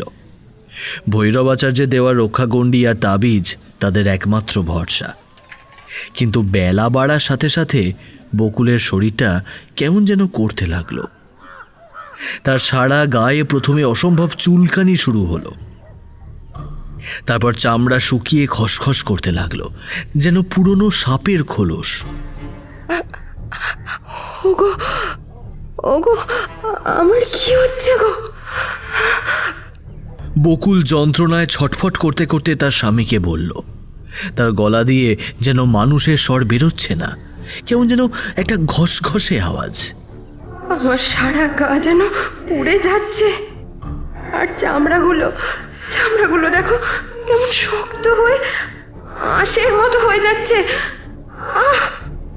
তার স্বামী হারাধন ভয়ে ভয়ে বকুলের দিকে তাকালো। তার গায়ের চামড়া সত্যি কেমন যেন ফ্যাকাশে হয়ে পাতলা পাতলা আঁশের মতো হতে শুরু করেছে, আর সেই আঁশের রং লালচে, ঠিক যেমন আঁশ তারা সকালে উঠোনে রক্ষাগণ্ডির বাইরে দেখেছিল। কি সর্বনাশ! হারাধন ভয়ে চিৎকার করে উঠল। ওগুলো তো মাছের আঁশ নয়, ওগুলো তো শরীরের। বকুল কোনো মতে টলতে টলতে ঘরের কোণে রাখা ভাঙা আয়নাটার সামনে গিয়ে নিজের চেহারা দেখে ভয় পাথর হয়ে গেল। তার মুখের চামড়া, গলার আওয়াজ, হাতের চামড়া সব খসে খসে পড়ছে, আর তার তলা থেকে বেরিয়ে আসছে একটা চকচকে লালচে পিচ্ছিল আঁশ। তার নখগুলো লম্বা হয়ে বেঁকে গিয়ে মাছের কাঁটার মতো ধারালো হয়ে উঠেছে। হাতের আঙুলগুলো একে অপরের সঙ্গে জুড়ে যেতে শুরু করেছে।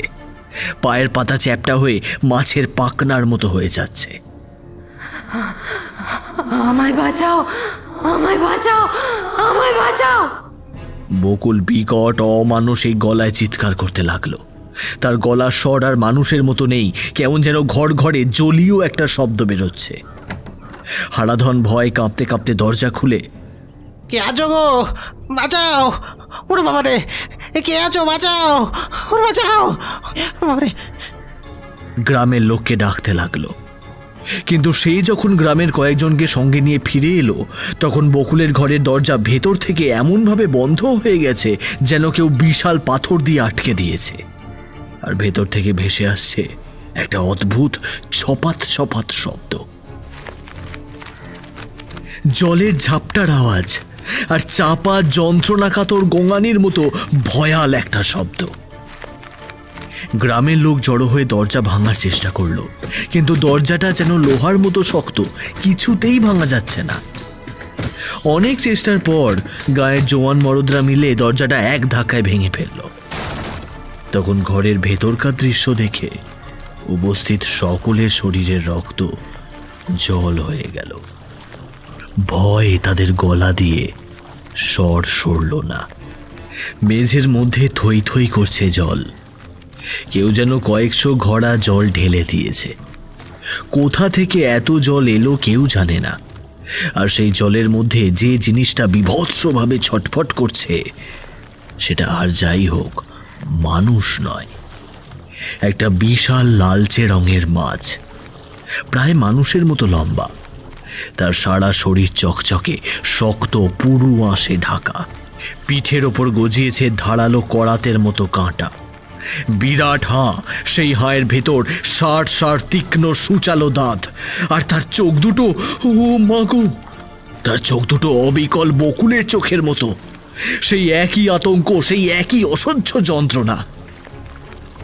মাছরূপী বকুল তখনও ছটফট করছে, তার বিরাট চ্যাপটা ল্যাজটা সপাং সপাং করে ঘরের মেঝেতে আছড়ে পড়ছে।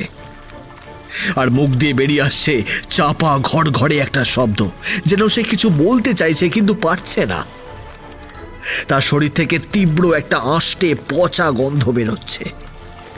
সবচেয়ে ভয়ঙ্কর ব্যাপারটা হলো মাছটার পেটের কাছে যেখানে মানুষের নাভি থাকে সেখানে এখনো বকুলের শাড়ির একটা অংশ রক্তের সঙ্গে লেপ্টে আছে। আর তার একটা হাত, যেটা তখনও পুরোপুরি মাছে রূপান্তরিত হয়নি, শুধু আঙুলগুলো জুড়ে গিয়ে পাকনার মতো হয়েছে, সেই হাতটা দিয়ে সে ঘরের দেওয়ালের ওপর আঁকা সেই জোড়া মাছের আলপনাটার দিকে তাকিয়ে আকুলভাবে ইশারা করছে। আলপনাটা এখন আর আগের মতো ফ্যাকাশে নেই, সেটা টকটকে লাল রঙে জলজল করছে, আর মাছ দুটোর চোখ দুটো থেকে যেন আগুন ঠিকরে পড়ছে। মনে হচ্ছে আলপনার মাছ দুটোই যেন বকুলের শরীরের সবটুকু জীবনী শক্তি শুষে নিয়ে এই ভয়ঙ্কর রূপে পরিবর্তিত করে দিয়েছে তাকে। ও মা গো, এ কি দেখলাম গো! উপস্থিত মহিলারা ভয়ে বলে চিৎকার করে উঠলেন। পুরুষরা ভয়ে কয়েক পা পিছিয়ে গেল। গ্রামের মোড়ল পঞ্চানন সাপুই সাহস করে একটা বাঁশের লাঠি দিয়ে মাছটাকে খোঁচা মারতেই সেটা বিকট একটা ঝাপটা মেরে জলের ভেতর থেকে প্রায় লাফিয়ে উঠল, আর তার ধারালো দাঁত দিয়ে মোড়লের হাতের লাঠিটা কামড়ে দুটুকরো করে ফেলল।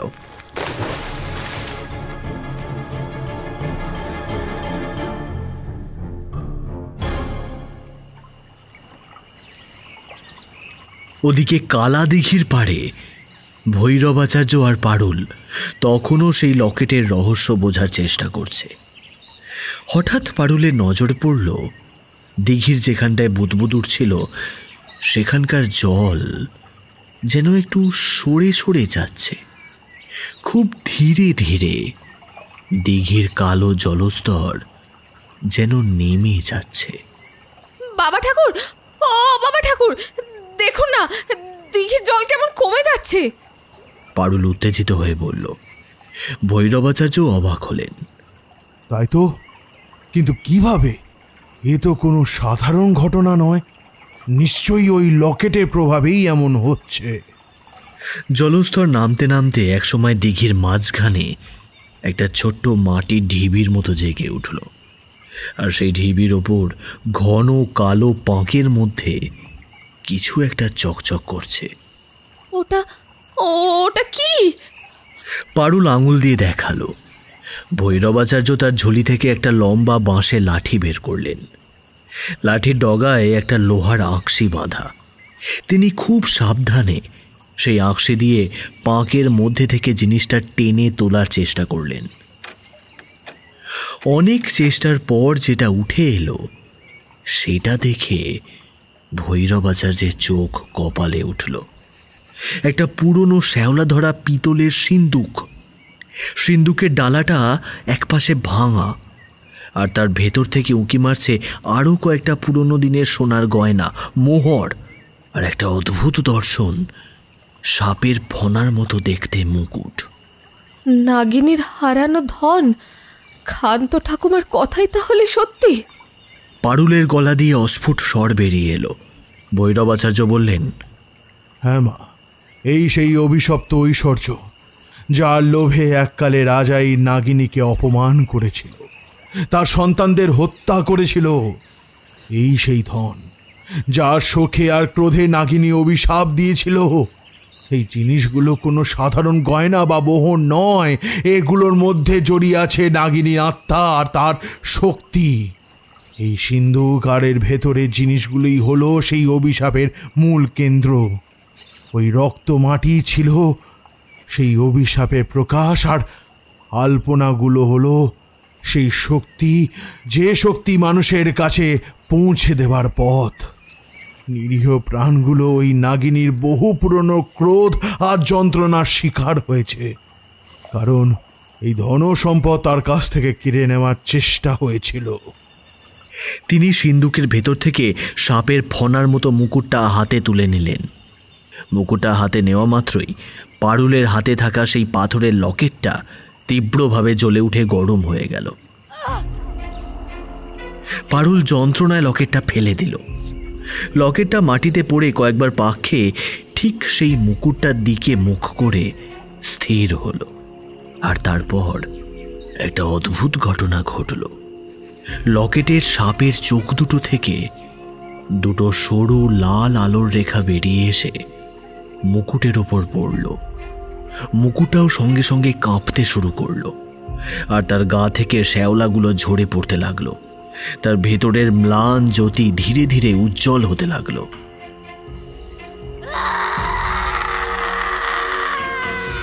ঠিক সেই মুহূর্তে বকুলের বাড়ির ভেতর থেকে একটা বিকট অমানসিক জলীয় চিৎকার কানে ভেসে এলো। সে চিৎকার শুনে বহুরু গ্রামের আকাশ বাতাস যেন ভয় কেঁপে উঠল। সে চিৎকার কোনো মানুষের নয়, কোনো পশুরও নয়, যেন জলের গভীর থেকে উঠে আসা কোনো অভিশপ্ত সত্তার অন্তিম আর্তনাদ। ভৈরবাচার্য আর পারুল চমকে সেদিকে তাকালো। বকুলের বাড়িতে ভয়ঙ্কর কিছু একটা ঘটেছে। পারুল আতঙ্কে চিৎকার করে উঠল, তার মুখে চরম উদ্বেগের ছাপ। আমার মন বলছে এই লকেট আর মুকুটের মিলনে নাগিনীর অভিশপ্ত শক্তি হয়তো আরও কয়েক গুণ বেড়ে গেছে, অথবা তার মুক্তির পথ খুলে গেছে। কিন্তু সেই মুক্তি শান্তির পথে হবে কিনা, নাকি আরো বড় ধ্বংসলীলার মধ্যে দিয়ে, সেটাই এখন দেখার। বকুলের ওই চিৎকার ভালো ঠেকছে না রে। চল চল মা, তাড়াতাড়ি চল। ভৈরবাচার্য মুকুটটা নিয়ে পারুলের সঙ্গে গ্রামের দিকে দৌড় দিলেন। বকুলের বাড়ির দিক থেকে ভেসে আসা সেই বিকট আর্তনাদটা যেন বহুরু গ্রামের বাতাসকে চিরে ফালা ফালা করে দিল। ভৈরবাচার্য আর পারুল যখন পাগলের মতো ছুটে বকুলের বাড়ির উঠোনে এসে পৌঁছালো, তখন সেখানে এক হৃদয় বিদারক আর ভয়ঙ্কর দৃশ্য তাদের জন্য অপেক্ষা করছিল। গ্রামের যে কজন সাহস করে এগিয়ে এসেছিল তারা ভয়ে কাঠ হয়ে উঠোনের এক পাশে দাঁড়িয়ে থরথর করে কাঁপছে। উঠোনের মাঝখানে যেখানে রক্ষাগণ্ডি দেওয়া ছিল তার অনেকটাই ভেঙে চুরে একাকার, আর ঘরের ভেতর থেকে তখনও ভেসে আসছে সেই ছপাত ছপাত শব্দ আর গোঙানি।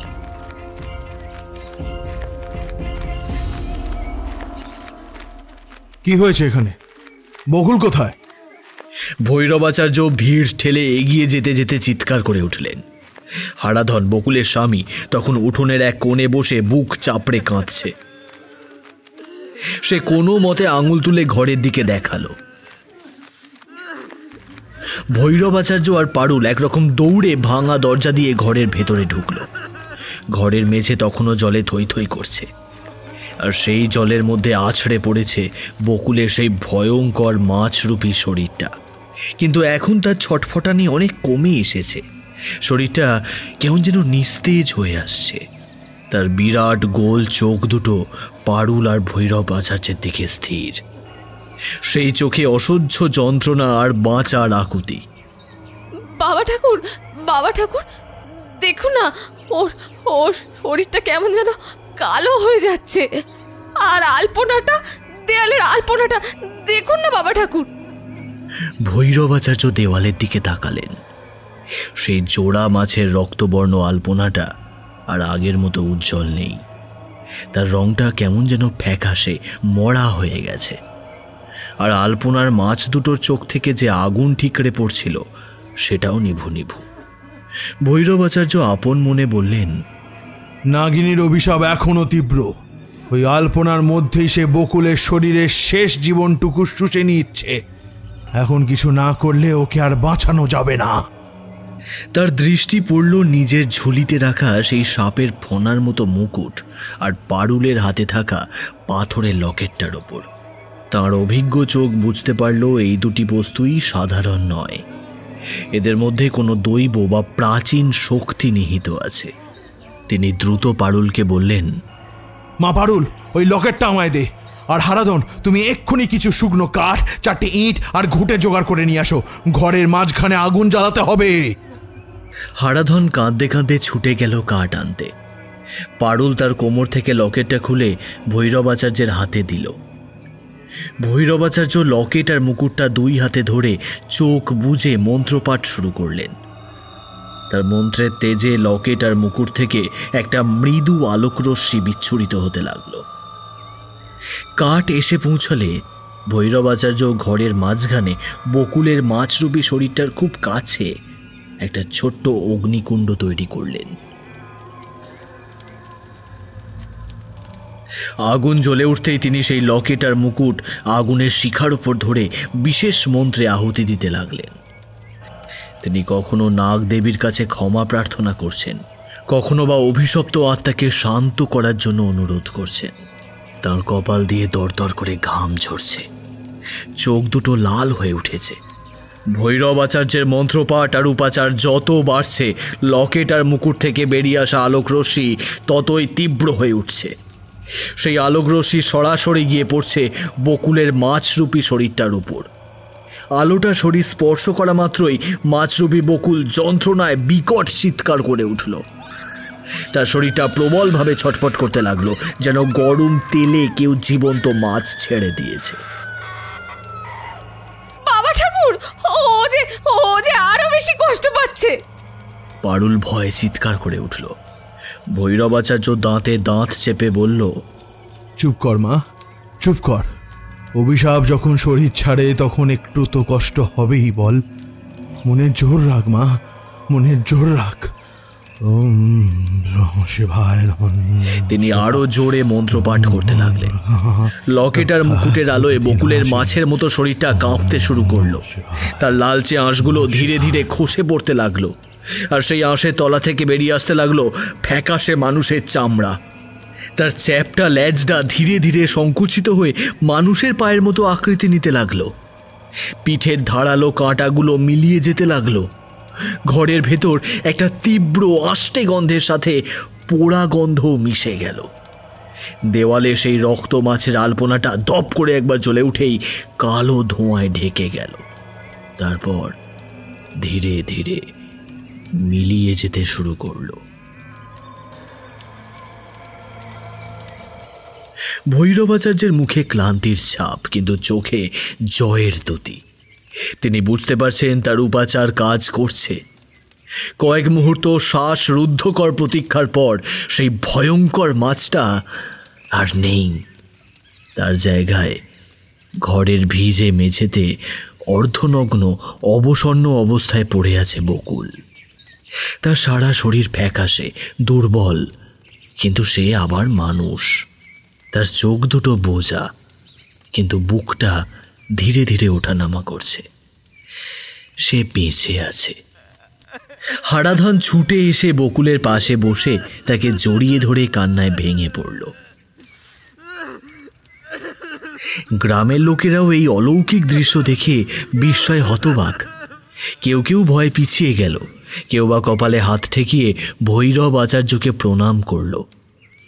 ভৈরব আচার্য এগিয়ে এসে বকুলের নাড়ি দেখলেন, তারপর একটা স্বস্তির নিঃশ্বাস ফেলে বললেন, মা মনসার অসীম কৃপার দৈব বস্তুর শক্তিতে নাগিনীর অভিশাপ বকুলের শরীর থেকে আপাতত দূর হয়েছে, কিন্তু ওর শরীর খুব দুর্বল। ওকে তাড়াতাড়ি এখান থেকে সরিয়ে নিয়ে গিয়ে সেবা যত্ন করতে হবে। পারুলের চোখ দিয়েও জল গড়িয়ে পড়ছে। সে ভৈরব আচার্যের পায়ে হাত দিয়ে প্রণাম করতে গেল। বাবা ঠাকুর, আপনার জন্যই আজ এতগুলো প্রাণ বাঁচলো। আপনি না থাকলে। ভৈরব আচার্য তাকে থামিয়ে দিয়ে বললেন,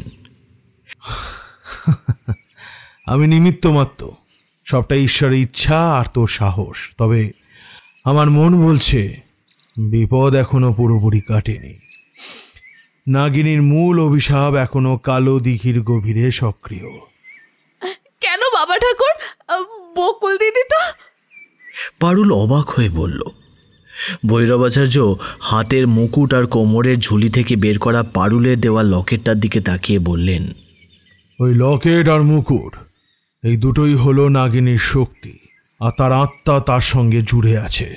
এদের সাহায্যেই আমরা বকুলকে ফিরিয়ে আনতে পেরেছি, কিন্তু নাগিনীর আত্মা সে কি মুক্তি পেয়েছে? ওই সিন্ধুক, ওই গয়না, ওই মুকুট, এইগুলো তো তার পার্থিব জীবনের তীব্র আসক্তি আর অপমানের প্রতীক। সেই আসক্তি থেকে মুক্তি না পেলে তার আত্মা শান্তি পাবে না, আর তার আত্মা শান্তি না পেলে এই কালো দিঘির অভিশাপ অন্য কোনো রূপ নিয়ে আরো ভয়ঙ্করভাবে আবার ফিরে আসতে পারে। ঠিক সেই মুহূর্তে যখন সবাই ভাবছিল যে ভয়ঙ্কর রাতের বুঝি অবসান হলো, তখন গ্রামের অন্য প্রান্ত থেকে, কালা দিঘির দিক থেকে একটা তীব্র বুক ফাটা কান্নার আওয়াজ ভেসে এলো। সে কান্না কোনো মানুষের নয়, কোনো পশুরও নয়। সে কান্না যেন প্রকৃতির বুক চিরে বেরিয়ে আসছে, গভীর হাহাকারময়, আর তার সাথে মিশে আছে এক তীব্র ক্রোধ আর অসহায়তা। ওটা ওটা কিসের শব্দ বাবা ঠাকুর? গ্রামের মোড়ল ভয়ে ভয়ে জিজ্ঞেস করলেন। ভৈরবাচার্যের কপালে আবার চিন্তার ভাঁজ পড়ল। তিনি লকেট আর মুকুটটা নিজের ঝুলিতে সাবধানে রাখতে রাখতে বললেন, চলুন সবাই, আমার সঙ্গে কালো দিঘির পাড়ে চলুন।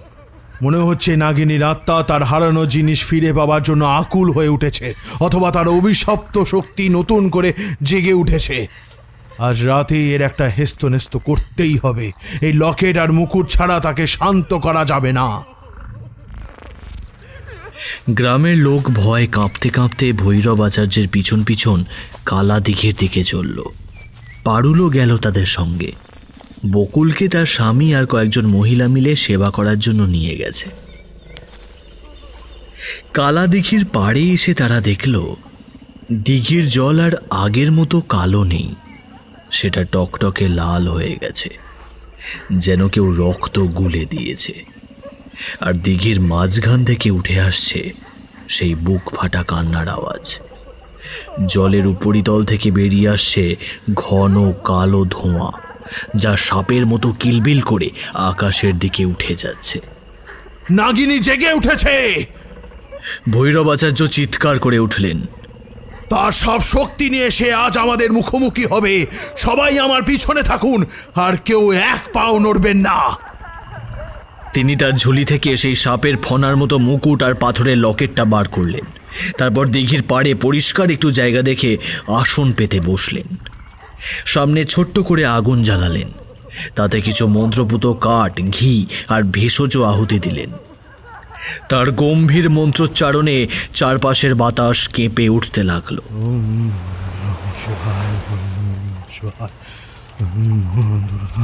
ভৈরবাচার্যের মন্ত্রপাঠ যত বাড়ছে, দিঘির জলও তত বেশি তোলপাড় করতে শুরু করেছে। হঠাৎ দিঘির লাল জল ফুঁড়ে একটা বিশাল ছায়ামূর্তি উঠে দাঁড়ালো। সে ছায়া কোনো মানুষের নয়, একটা বিশাল সাপের ফনার মতো। সেই ফনার মাঝখানে ফুটে উঠেছে এক নারীর মুখ। এককালে হয়তো অপরূপ সুন্দরী ছিলেন, কিন্তু এখন তার চোখ দুটোয় আগুন জ্বলছে। মুখে লেগে আছে গভীর যন্ত্রণা আর তীব্র ক্রোধ। তার সারা শরীর থেকে যেন কালো ধোঁয়া বেরোচ্ছে। কে তুই? সেই নারী মূর্তি গমগমে গলায় চিৎকার করে উঠল। তার গলার স্বর যেন দিঘির গভীর থেকে উঠে আসছে। তাতে মিশে আছে বহু যুগের জমাট বাঁধা কান্না আর ঘৃণা। ফিরিয়ে দে আমার সবকিছু, আমার মানিক, আমার সম্মান। ভৈরবাচার্য শান্ত কিন্তু দৃঢ় গলায় বললেন, দেবী, দেবী, আমি এসেছি তোমাকে এই যন্ত্রণা থেকে মুক্তি দিতে। আপনার হারানো জিনিস আপনার কাছেই ফিরে যাবে, কিন্তু তার আগে আপনার এই ক্রোধ, এই প্রতিহিংসা আপনাকে ত্যাগ করতে হবে দেবী। এই অভিশাপ ফিরিয়ে নিতে হবে, তবেই আপনার আত্মা শান্তি পাবে, মুক্তি পাবে। মুক্তি, শান্তি। নাগিনী যেন আরো ক্রুদ্ধ হয়ে উঠল।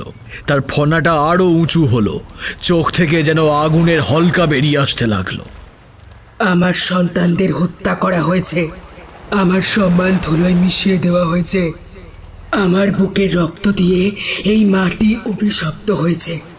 আর তুই বলছিস শান্তির কথা? আমি এই বহুরু গ্রামকে শ্মশান বানিয়ে ছাড়বো। আমার অভিশাপ থেকে কেউ রেহাই পাবে না, কেউ না। নাগিনী বিশাল ফনা দুলিয়ে ভৈরবাচার্য আর পারুলের দিকে এগিয়ে আসতে লাগলো। তার নিঃশ্বাসে দিঘির পাড়ের গাছপালা শুকিয়ে যেতে লাগলো। বাতাসে একটা তীব্র পচা গন্ধ ছড়িয়ে পড়ল। গ্রামের লোক ভয়ে চিৎকার করে পিছিয়ে যেতে লাগলো। পারুল ভৈরবাচার্যের পাশে দাঁড়িয়ে ঠকঠক করে কাঁপছে, কিন্তু তার চোখে অদম্য সাহস। ভৈরবাচার্য এক পাও নড়লেন না। তিনি তার আসনে স্থির হয়ে বসে মন্ত্রপাঠের গতি আরও বাড়িয়ে দিলেন। তারপর সেই পাথরের লকেট আর সাপের ফনার মুকুটটি দুই হাতে তুলে ধরে নাগিনীর দিকে তাক করে ধরলেন। দেবী, আপনার যন্ত্রণা আমি বুঝি। যারা আপনার ক্ষতি করেছিল তারা আজ আর বেঁচে নেই। তাদের পাপের শাস্তি তাদের নিরপরাধ উত্তরপুরুষরা কেন পাবে? এই দেখুন আপনার হারানো মানিক, আপনার মায়ের দেওয়া রক্ষা কবচ। এর পবিত্র শক্তি আপনাকে এই অভিশপ্ত জীবন থেকে মুক্তি দিতে পারবে। আমি এই বস্তুদ্বয়কে মন্ত্র দ্বারা শোধন করে আপনার কাছে অর্পণ করছি। আপনি এদের গ্রহণ করে শান্ত হন দেবী, শান্ত হন। লকেট আর মুকুট থেকে একটা তীব্র সোনালি আলো বেরিয়ে এসে নাগিনীর ক্রুদ্ধ মূর্তির ওপর পড়ল। সেই আলোক রশ্মি নাগিনীর শরীর স্পর্শ করা মাত্রই তিনি যন্ত্রণায় বিকট চিৎকার করে উঠলেন।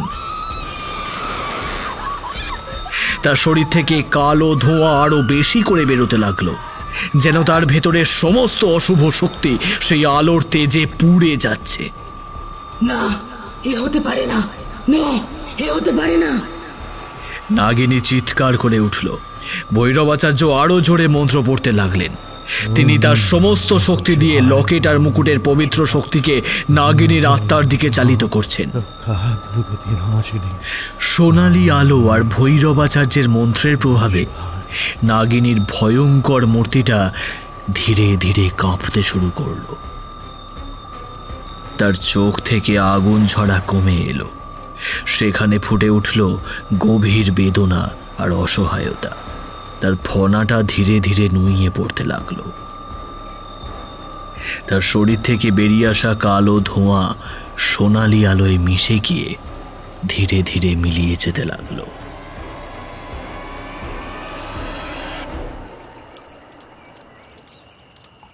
অনেকক্ষণ ধরে এই অদৃশ্য যুদ্ধ চলার পর নাগিনীর মূর্তিটা শান্ত হয়ে এলো।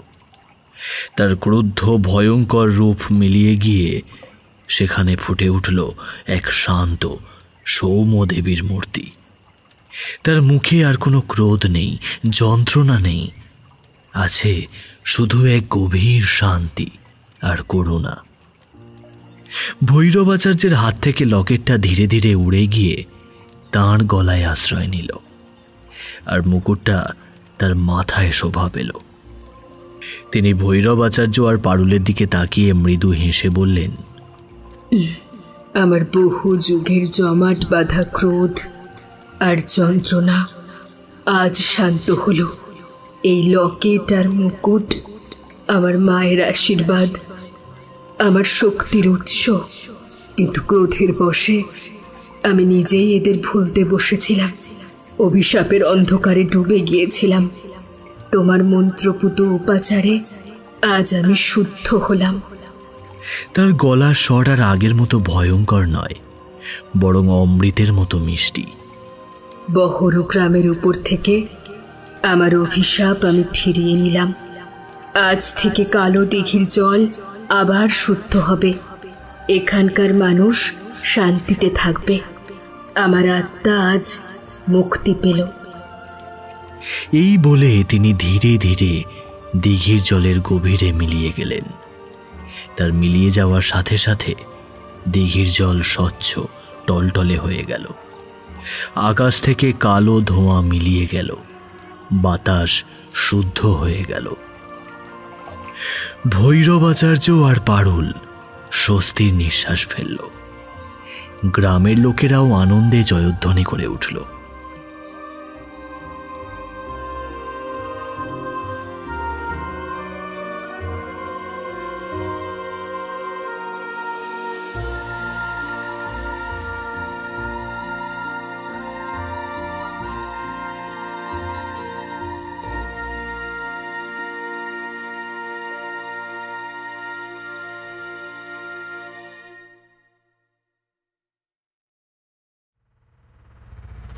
শেষ হলো অভিজিৎ রায়ের কলমে রক্ত আলপনা।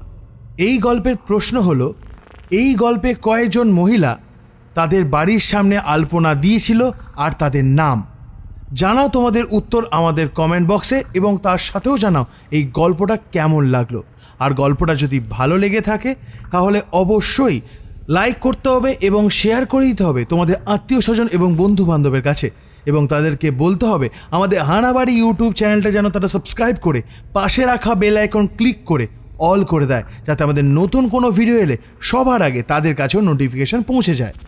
আজকের গল্প পাঠে রৌনক, অন্যান্য চরিত্রে বর্ষা, মধুরা, সৃষ্টি, বর্ণালী, রুভিনা, দেবিকা, মিমো, নীল আর আমি ঋদ্ধি।